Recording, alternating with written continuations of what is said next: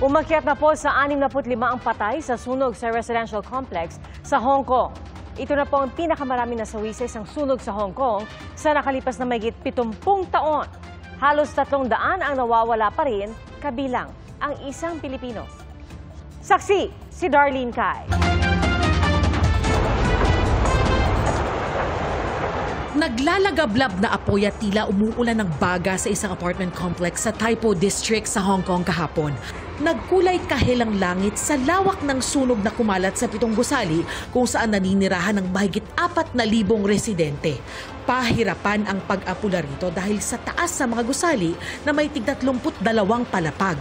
Mahigit 1,000 ang bumbero, mahigit 300 fire trucks at rescue vehicles ang rumisponde.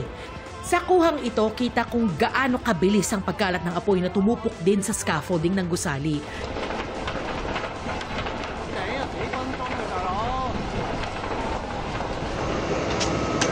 Kinabukasan, pagkadeklarang under control ng sunog, tumambad ang pinsalang iniwan nito. Ang lalaking ito hindi na napigilang maiyak dahil ang kanyang asawa na-trap daw sa loob. May mga alaga ring na-trap sa loob kaya may mga nag-volunteer na veterinarian para i-rescue ang mga hayop. May mga pusa, aso at ilang pagong na raw silang na-rescue mula sa loob. Isa-isa na ring inilalabas ang labi ng mga na-trap sa gusali at dinala sa community center. Nagpunta roon ang mga pamilyang nawawala ng kaanak para silipin ang mga labi. Ayon sa OWA, hanggang 80 OFW ang may rehistradong address sa nasunog na apartment complex. 19 dito ang kumpirmadong nailigtas. Nasunugan ng passport, nasunugan ng mga employment contract, at ito po ay agad-agad namang sinusolusyonan po ng PCG and RMWO.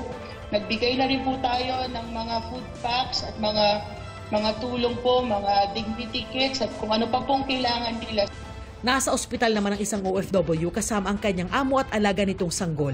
Siya raw ang humihingi ng tulong sa nag-viral na audio recording sa gitna ng sunog.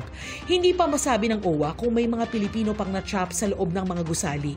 Iniisa-isa na raw nila ang mga shelter kung saan nananatili ang mga naapektuhan ng sunog para silipin kung may mga Pilipino. What we're also trying to ascertain is whether they were actually in Wang Fuk Court during the fire. Ayaw rin natin magpanik ng husto yung pamilya dito sa Pilipinas. Kasi naman, baka naman, in a certain likelihood, ay wala sila doon. Baka nasa ibang lugar sila. Patuloy na nakikipag-ugnayan ng OWA at DMW sa pamilya ng mga apektadong OFW. Ayon sa Department of Foreign Affairs, nakikipag-ugnayan din sa Hong Kong Police ang Konsulado ng Pilipinas para alamin kung may mga Pilipinong nasawi o nasugatan.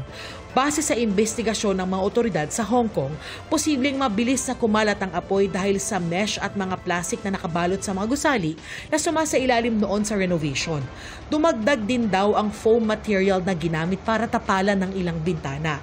Ito raw ay mga mapanganib na material sa renovation ang tinawag nilang grossly negligent construction firm. Dahil dito, inaresto ng pulisya ang 2 direktor at isang engineering consultant na namamahala rito. Nasunog din ang bamboo scaffolding na ginamit sa mga gusali. Ayon sa leader ng Hong Kong na si John Lee, nakipagpulong na ang Development Bureau para palitan ang mga kawayan ng metal scaffolding. Para sa GMA Integrated News, ako si Darlene Kai, ang inyong saksi. Mga kapuso, maging una sa saksi. Mag-subscribe sa GMA Integrated News sa YouTube para sa iba't ibang balita.